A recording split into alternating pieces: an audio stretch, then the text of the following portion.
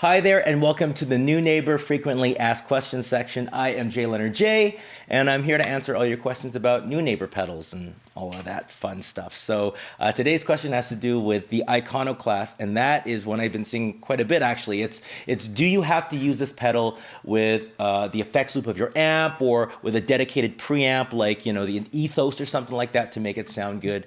And in my opinion, no, of course not. You can make this thing sound pretty darn good on its own. Maybe add a little bit of overdrive for some grit, but you can get some killer sound. So let's just do just that right now. I have my Iconoclast, I have it plugged into my computer, and I got my Klon Centaur. Let's see what everything sounds like just with the knobs all the way up at noon. Not a bad start. Let's go make it a little bit more exciting. First thing I'm going to do is I'm just going to get rid of all those mids right in the middle. It'll kind of clear up everything, bring out the lows, bring out the highs. All right, it's beginning to sound a little bit nicer. Let's go move on to the computer.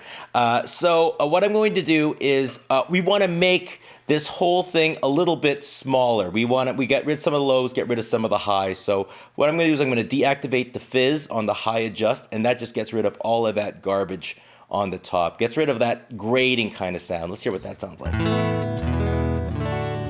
Oh, beginning to sound really good.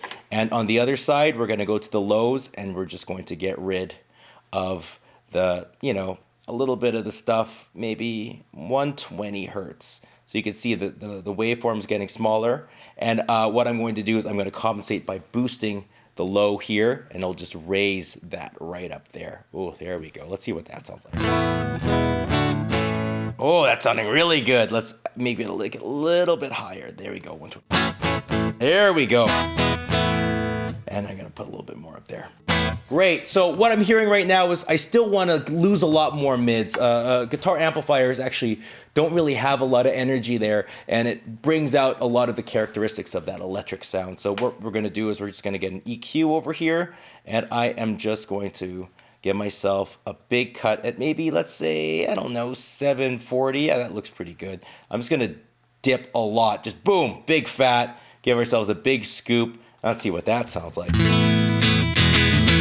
Oh, there you go. We lost a lot of volume, but we're getting a lot more evenness. I do want to get a little bit more magic in 2K, so I'm going to open up another EQ over here, and I'm just going to get myself that 2K back.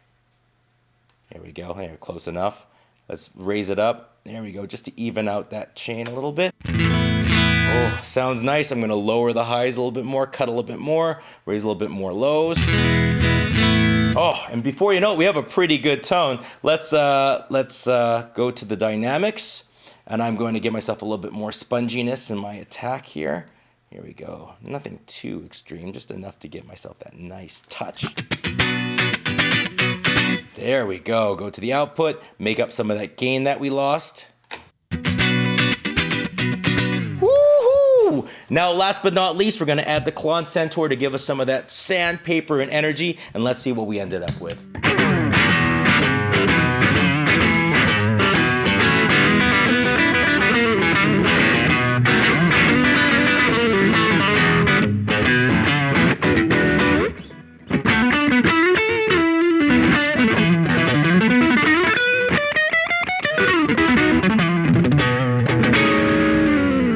That's pretty good. We didn't put very much time into it, and we still got a pretty darn good tone. So yes, you can get some cool sounds out of that Iconoclast. Put it into your computer, do a little experimenting, and see what you come up with. That being said, keep your questions coming. I'll see you all soon. Take care, and goodbye.